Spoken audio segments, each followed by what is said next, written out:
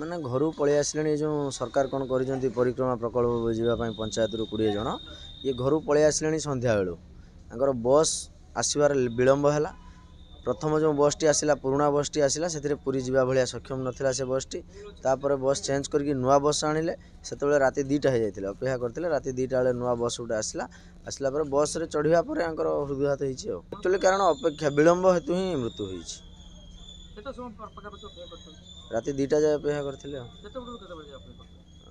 ସନ୍ଧ୍ୟା 5ଟାରୁ ରାତି 2ଟା ନା ବସ୍ ଯାଇନାହିଁ ଯଦି ଶୁଣିବା କଥା ଯେ ବସ୍ ଯାଇନାହିଁ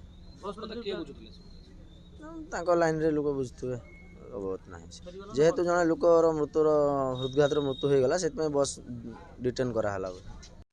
ଅଧାରେ ରହିଗଲା ଶ୍ରୀ ଜଗନ୍ନାଥଙ୍କ ପରିକ୍ରମା ପ୍ରକଳ୍ପ ଓ ଜଗା ଦର୍ଶନ, ଯାହାକି ପରିକ୍ରମା ପ୍ରକଳ୍ପ ବୁଲିବାକୁ ଏକ ତୀର୍ଥଯାତ୍ରୀ ବସ୍ ଯାଉଥିବା ବେଳେ ବସ୍ ଭିତରେ ଚାଲି ଯାଇଛି ଜଣେ ଯାତ୍ରୀଙ୍କର ଜୀବନ। ତେବେ ରାଜ୍ୟ ସରକାରଙ୍କ ତରଫରୁ ପରିକ୍ରମା ପ୍ରକଳ୍ପ ବୁଲାଇବାକୁ ଏକ ବସ୍ରେ ସୁରରୁ ପୁରୀକୁ ଯିବା ପାଇଁ ରାତି 2ଟା ପର୍ଯ୍ୟନ୍ତ ବସ୍କୁ ଅପେକ୍ଷା କରିବା ପରେ ବ୍ୟକ୍ତି ଜଣକ ବସ୍ରେ ଚଢ଼ିଥିଲେ। ହେଲେ କିଛି ବାଟ ଯିବା ପରେ ହଠାତ୍ ଯାତ୍ରୀଙ୍କର ଜୀବନ ଚାଲିଗଲା। ମୃତକ ଜଣକ ହେଉଛନ୍ତି ବାଲେଶ୍ୱର ଜିଲ୍ଲା ସୋର ଥାନା ତଳନଗର ପଞ୍ଚାୟତର 58 ବର୍ଷୀୟ କହ୍ନେଇ ରାଉତ। ସେ ପୁରୀ ଯିବା ପାଇଁ ସନ୍ଧ୍ୟା ସମୟରେ ତଳନଗରରୁ ସୋର ବ୍ଲକକୁ ଆସିଥିଲେ, କିନ୍ତୁ ବସ୍ ବ୍ୟବସ୍ଥା ଠିକ୍ ନ ହେବାରୁ ଏସି ବସ୍ ଆସିବା ପାଇଁ ମହୁମୁହାଣ ପଞ୍ଚାୟତ ଏବଂ ତଳନଗର ପଞ୍ଚାୟତର 40 ଜଣ ଯାତ୍ରୀ ଅପେକ୍ଷା କରି ରହିଥିଲେ। ଆଉ ବିଳମ୍ବିତ ରାତି ପ୍ରାୟ 2ଟା ସମୟରେ ବସ୍ ଆସି ପହଞ୍ଚିବା ପରେ ଯାତ୍ରୀମାନେ ବସ୍ରେ ବସିଥିଲେ। ହେଲେ ମାତ୍ର କିଛି ବାଟ ଯିବା ପରେ ହଠାତ୍ କହ୍ନେଇ ଟଳି ପଡ଼ିଥିଲେ। ତେଣୁ ଅନ୍ୟ ସହଯୋଗୀ ଯାତ୍ରୀମାନେ ତାଙ୍କୁ ଆଣି ସୋର ଡାକ୍ତରଖାନାରେ ଭର୍ତ୍ତି କରିଥିଲେ ମଧ୍ୟ ଡାକ୍ତର କହ୍ନେଇଙ୍କୁ ମୃତ ଘୋଷଣା କରିଛନ୍ତି। ସେପଟେ ଏହି ବସ୍ରେ ଥିବା 40 ଜଣ ଯାତ୍ରୀଙ୍କ ପରିକ୍ରମା ବୁଲିବା ଯାତ୍ରା ଅଧାରେ ରହିବା ସହ ସମସ୍ତେ ଘରକୁ ଫେରିଥିବା ଜଣାପଡ଼ିଛି। ନା ଆକ୍ଚୁଆଲି से जो बसटा आसला प्रत्येक पंचायत 20 जन 2टा पंचायत गोटे बस होता ये जो बसटे होता आरटीओ पठे 33टा सीट थी तेना ये कहला से बस आम जीवु ना 40 जन जीवु ना आम कंफर्टेबल जीवु आमको आउ गोटे बस मगा जाऊ भल एसी बस मगा जाऊ तेनाली सी से कहले जेहेतु आरटीओ पठे आडजस्ट कर ना आम जीवार ना आम बर लेट हो बसबू आम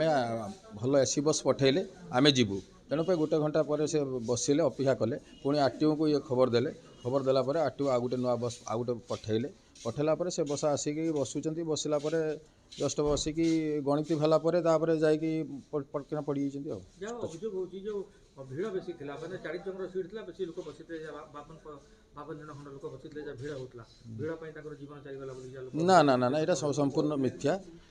मिथ्या आउरी बरং सीट आउरी 6-8टा खंडे थिला सीट तेणु 40 जन 20 40 किंतु गोटे लंग बस जो आसी बालेश्वर माने एससी सुपरफास्ट बस आसी तेणु से आउरी भी सीट थिला भिड़ फिड़ किसी होना पूरी ये जो सरकार परिक्रमा बुलावाई जो रखिंट से जाते पूरी बुलावाई से 40 जन चढ़ते जावाई हाँ आगुरी अपेक्षा करते बस जावाई